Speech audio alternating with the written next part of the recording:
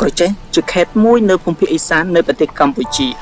នៅក្បែរទីរួមគឺមានកោះមួយឲ្យឈ្មោះថាកោះត្រង់តែងតែមានភ្ញៀវទេសចរជាច្រើនទៅលេងកម្សាន្តឥឡូវយើងទៅលេងកម្សាន្តទាំងអស់គ្នានៅពេលដែលយើងធ្វើដំណើរទៅលើកោះនឹងយើងធ្វើដំណើរតាមរយៈទូកដរហើយការធ្វើដំណើរទៅលើទូកដរនេះគឺម្នាក់គឺចំណាយ 1000 រៀលហើយម៉ូតូ 1000 រៀលនៅពេលដែលយើងធ្វើដំណើរទៅកាន់កោះត្រង់នេះតាមរយៈទូកដរយើងអាចគយគន់ទៅមើលទេសភាពក្បែរទន្លេមេគង្គពិសេសគឺទីរួមក្រុងក្រចេះតែម្ដងឥឡូវយើងនៅពេលដែលយើងធ្វើដំណើរបានបែបនេះហើយយើងអាចមើលទេសភាពផ្សេងៗហើយវាមានអារម្មណ៍ប្លែកផងដែរនៅពេលដែលយើងធ្វើដំណើរតាមរយៈទូកដរមិនយូរប៉ុន្មានយើងក៏បានមកដល់ចំណតមួយដែលយើងអាចធ្វើដំណើរទៅលើកោះនោះបាន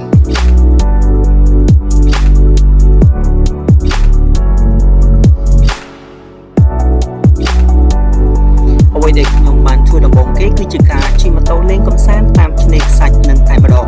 ហើយនេះគឺជាទស្សនវិជ្ជាផ្សេងៗក៏ដូចជាការជិះម៉ូតូតាមឆ្នេរខ្សាច់ហើយនៅពេលដែលយើងជិះម៉ូតូពិតជាពិបាកមែនទែនប៉ុន្តែយើងក៏បានចូលទៅដល់ចំការឪឡឹកមួយដែរហើយបន្តមកទៀតយើងក៏បានរត់លេងកម្សាន្តក៏ដូចជាដេញសត្វដែលរស់នៅតាមឆ្នេរខ្សាច់ហ្នឹងហើយធ្វើឲ្យអារម្មណ៍គាត់ជាសប្បាយរីករាយមែនទែនហើយពេលដែលយើងដើរលេងតាមឆ្នេរខ្សាច់ហ្នឹងយើងពិតជាជួបនឹងចំការឪឡឹកមួយហើយចំការឪឡឹកនេះយើងអាចដើរឆ្លងកាត់បានក៏ប៉ុន្តែយើងអាចពេលបានឡើយ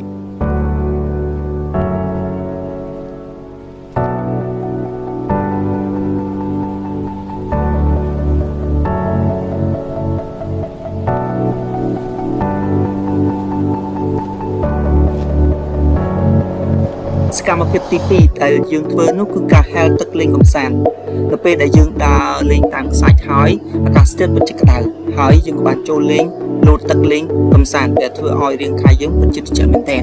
ហើយយើងបានលោតលេងជាមួយលេងហែលទឹកលេងជាមួយមិត្តភ័ក្តិដែលធ្វើឲ្យអារម្មណ៍របស់យើងពិតជាសប្បាយរីករាយដល់ពេលនោះគឺក្បែរនឹងក៏មានការរកខ្ចៅហើយយើងក៏អាចរកខ្ចៅបានផងដែរហើយខ្ចៅទន្លេវាងាយស្រួលរកទេដែលយើងគ្រាន់តែរកនៅក្បែរច្រាំងហ្នឹងក៏បានដែរហើយនេះគឺជាទស្សនវិជ្ជាដែលគេរកខ្ចៅ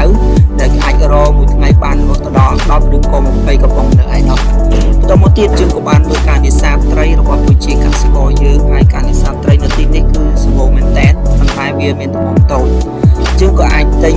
ហើយនៅតាមតំបន់ហ្នឹងគឺយើងមានឃើញការស្នាក់នៅលើទូក៏ដូចជាការធ្វើអ្វីផ្សេងៗដែលអាចធ្វើឲ្យអារម្មណ៍របស់យើងពិតជាប្លែកមែនទែន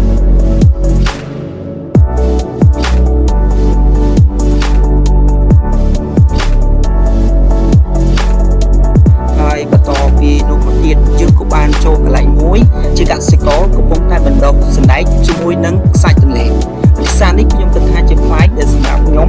ដែលជាកសិករយកគ្រាប់សណ្តែកទៅលាយជាមួយនឹងខ្សាច់ដើម្បីបណ្ដុះហើយការបណ្ដុះនេះគឺដាក់នៅតាមឆ្នេរខ្សាច់នឹងតែម្ដងហើយយើងធ្វើពិតជាល្អមែនទែនហើយនេះជាវិធីសាស្ត្រដែលជាកសិករតែងតែធ្វើនៅតាមតំបន់នឹងតែម្ដង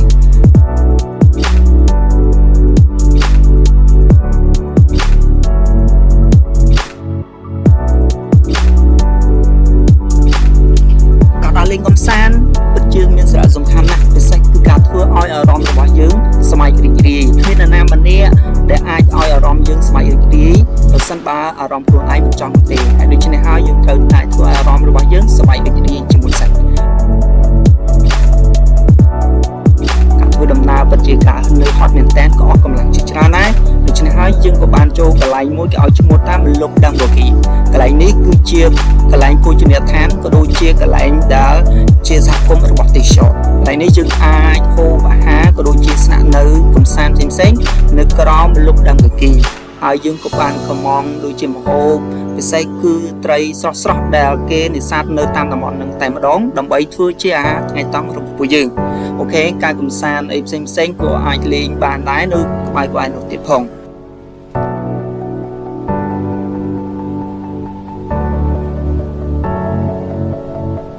ហើយ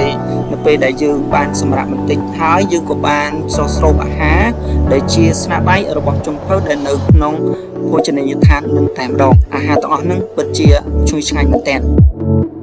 ដ ឥឡូវបន្ទាប់ពីយើងបានហូបអាហារហើយបន្ទាប់ពីយើងបានសម្រាប់បន្តិចហើយយើងក៏បានធ្វើដំណើរទៅតាមភូមិនៅតាមតំបន់ផ្សេងៗហើយអ្វីដែលយើងចាប់អារម្មណ៍គឺការរៀបចំក៏ដូចជាភូមិឋានភ្លើងថ្នល់ពិតជាស័ក្តិមែនទែនការធ្វើដំណើរយើងអាចធ្វើដំណើរតាមកង់ជិះតាមផ្លូវកំសាន្តលេងផ្សេងៗការជិះម៉ូតូ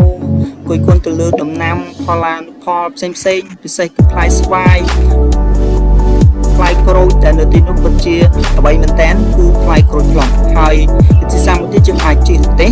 ដែលជិះរទេះដែលអាចមើលតាមតំបន់ផ្សេងៗនៅក្នុងកោះត្រង់នឹងតទៅដល់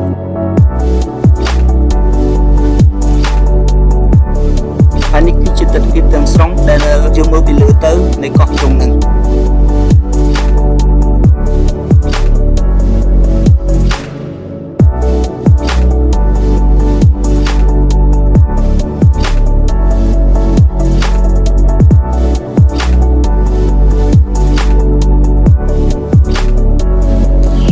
បន្ទាប់ពីយើងបានចូលភូមិហើយយើងក៏បានចេញពីភូមិមកទៀតដែរគឺការជិះជុំវិញកោះត្រង់នឹងតែម្ដងវ៉ាវពិតជាលោមែនតើការជិះជុំវិញកោះត្រង់នឹងពិតជាកោះត្រង់នឹងពិតជាពិបាកក៏ដូចជាការប្រឈមជាច្រើនពីព្រោះតែវិធីវាខ្សែជាអារម្មណ៍ប្លែកផងដែរដែលយើងអាចជិះក៏ដូចជារត់លេងទៅតាមវាខ្សាច់នឹងហើយបើសិនជាយើងអាចទៅជាក្រុមក៏ដូចជាទៅបោះតង់ទីនោះខ្ញុំជឿជាក់ថាពិតជាអារម្មណ៍សប្បាយរីករាយជាងនឹងទៅទៀតពិសេសនៅពេលដែលយើងទៅ